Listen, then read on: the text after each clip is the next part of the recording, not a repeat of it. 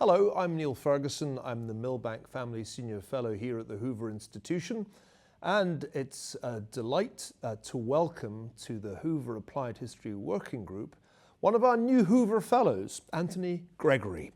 He did all his university degrees at a rival institution, the University of California at Berkeley. He's the author of 3 books. The first, The Power of Habeas Corpus in America. The second, American Surveillance, Intelligence, Privacy, and the Fourth Amendment. But he came to talk to us about his most recent book, New Deal Law and Order, How the War on Crime Built the Modern Liberal State. Anthony, you gave a brilliant presentation. I'd love to follow up with a few questions for our online audience. And my first one is a kind of simple one. Why has American liberalism had such a problem with law and order as an issue? Well, Neil, that's a great question. American liberalism is concerned with the protection of rights, with the elevation of the common good, but it also has an important commitment to restraining state power. Fighting lawlessness and protecting rights requires state power, and there's always a tension just right there because there's collateral damage, there's civil liberties implications whenever the state attempts to enforce the law. In the United States, it's especially a vexing problem because of the constitutional order. And American liberalism has a very cautious approach to usurping jurisdictional authority from the state governments, the local governments. And because of that, notoriously throughout U.S. history, the federal government, certainly before the Civil War, did not take it upon itself to protect the basic rights, say, of Black Americans. And after the Civil War, there was this open question of just how much the federal government should be involved in protecting people's rights, even against one another. And to this day, crimes such as murder are still mostly a state issue. So I'd say that the set of values in the most abstract and the particular constitutional formation of the U.S.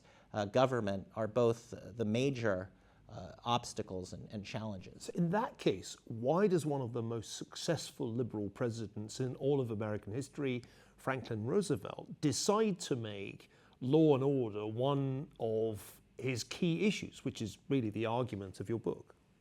Well, lawlessness was this huge problem in the United States through the Gilded Age, through the Progressive Era, through the Prohibitionist 1920s.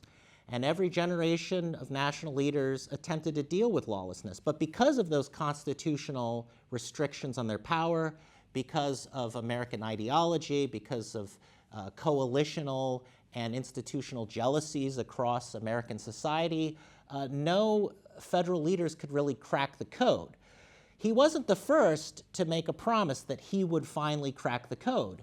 But there was just this, there was a kind of crisis that reached a boiling point with Prohibition especially, where Prohibition had promised to finally tame lawlessness by reforming every police department, every city, every household, and instead it seemed to amplify lawlessness. So he inherited this war on crime from his predecessor, President Herbert Hoover, but he was able to put a more liberal gloss on it, both in finally promising to end alcohol prohibition, but promising to deal with the lingering promises of or problems of lawlessness, both from prohibition and from earlier eras. Which makes it especially appropriate that we're having this conversation in the institution named after Herbert Hoover. But another Hoover was one of the beneficiaries of this turn in Roosevelt's policy, namely J. Edgar Hoover. Is it fair to say that there are unintended consequences to Roosevelt's adoption of the war on crime, and that one of the beneficiaries, maybe more than one of the beneficiaries, is actually somebody who's anything but liberal? Well, that's a very good and provocative way of raising this point. J. Edgar Hoover for many years had this reputation as a figure on the American right. For nearly half a century, he ran the Bureau of Investigation. And especially because of its post-war reputation, going after communists, socialists, the New Left even, and often with kind of costs for civil liberties on that score, many on the left saw him as something of a villain. But it was the New Deal state that modernized the Bureau of Investigation, that turned it from a controversial and weak agency with very few investigatory powers, very few arrest powers, where many of the agents weren't even armed and didn't even practice their firearms regularly. It was the New Dealers who encouraged J. Edgar Hoover to modernize, to expand his power, to get involved in day-to-day questions of crime, as well as political surveillance. And Hoover himself, J. Edgar Hoover himself, was initially reluctant, but he soon enough realized that he had something to gain from this settlement over federal power. As I think I really learnt about the United States between the wars from watching movies, I found all this completely intuitive. One goes from gangsters to Alcatraz. One has the feds with their firearms imposing law and order on a kind of crime-infested city. But one of the things that really impressed me about the book was actually the statistics that you show on incarceration rates. This came as a real surprise to me, that they actually peak in 1939 and don't regain the same peak until 1979. That's a really amazing finding. And it makes me rethink the New Deal as something that had a distinctly authoritarian character to it. Is that the right way to interpret it? Well, it's up to you and others to decide whether a prison population reaching certain heights is a mark of authoritarianism. Certainly many people in the United States see the late 70s into the 80s and 90s as this period where they call it mass incarceration really expands. But people who use those terms very rarely associate them with FDR. Well, that's true. And to be clear, this wasn't all FDR. There was some inertia in place at the state and federal level.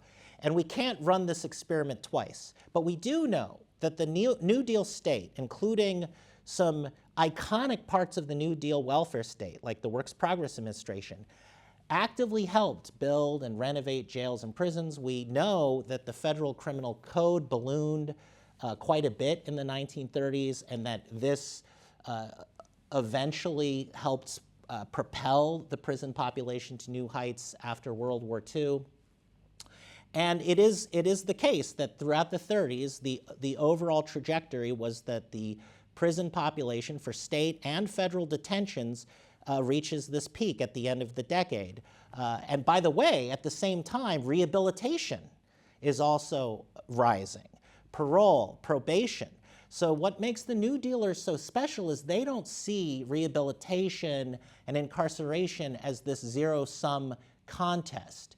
They want to use all the levers of state power, the welfare state, the security state, the police state, as one might call it, to combat crime in this kind of holistic, multi-pronged offensive against lawlessness. It had a very special significance in the American South. And as you say, the context here is the context of a federal system where for most of the history of the Republic up until the 30s, it's the states that decide on how the criminal justice system works.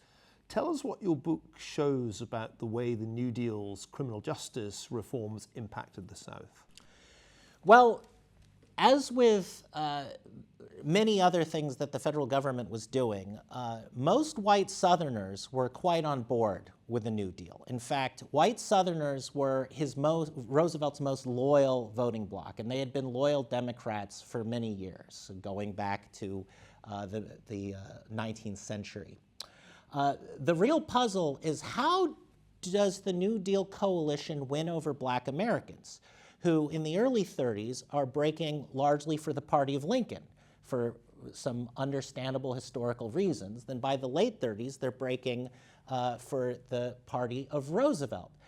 And one of the key factors, I would argue, has to do with law and order. In the early 30s, there's this surge in lynching, racial terror, and it's hard for Americans today to really imagine just how disruptive and alienating and horrifying this was for Black America. It was racial terrorism, and it was on the rise. And from the perspective of most Black Americans, certainly groups like the NAACP, this was the problem of lawlessness that the federal government conspicuously failed to address. And throughout the New Deal, Roosevelt didn't really directly address it, at least in the 30s. But the Justice Department, under Attorney General Homer Cummings, they would give these flashes of hope to Black Americans. They prosecuted a case in 1936 in Arkansas. They prosecuted a white man for violating the slavery statute by tricking local officials into letting him force Black men to work his land. And eventually, as we get into the 40s, the FBI does start to investigate lynchings, and it investigates police brutality. And so, because the situation for Black Americans was so dire, it actually didn't take that much for the New Dealers to give them a sense of hope when it came to law and order, a more egalitarian future of law and order, even as they continued to build up the carceral systems that, by default, were still engines of what we might call white supremacy or racism in the South. Fast forward 90 years to the 2020s, and it feels like, as we're trying to apply history here, one lesson for Democrats might be defund the police as a bad slogan, and getting on the wrong side of the law and order issue is a way to lose elections. How does your understanding of Roosevelt's relationship to the law and order issue inform your view of the politics of the 2024 election? That's a very big question. It's true that the defund the police rhetoric in 2020 was not very good politics. Now, the Democrats did win the 2020 election, but notably they won it with Joe Biden, who was famous for his tough-on-crime stance in the 1980s, 90s, even pushing Reagan to be harder on drugs than he wanted to be, and Kamala Harris, who was a prosecutor. And despite some of her rhetoric in 2019, 2020, not a particularly progressive or left-wing prosecutor. And what we see by 2024 is the Democrats try to embrace this ecumenical approach to combating lawlessness. They accuse the other side of lawlessness. And similarly, the Republicans accuse the Democrats both of tolerating lawlessness when it comes to riots or street crime, and yet weaponizing the Justice Department against political enemies. And I would say that in reflecting on the 2024 election and moving forward, the real puzzle for both parties is going to be, how do we advance a law and order agenda that seems fair, that doesn't seem partisan, and that seems to address lawlessness among all classes, among all races, and in this somewhat egalitarian, or at least aspirationally equal way. And that was what Roosevelt was able to do. And I've yet to decide whether either party is actually well positioned to do that. I think they both have a lot of challenges in trying to do that, so we'll see.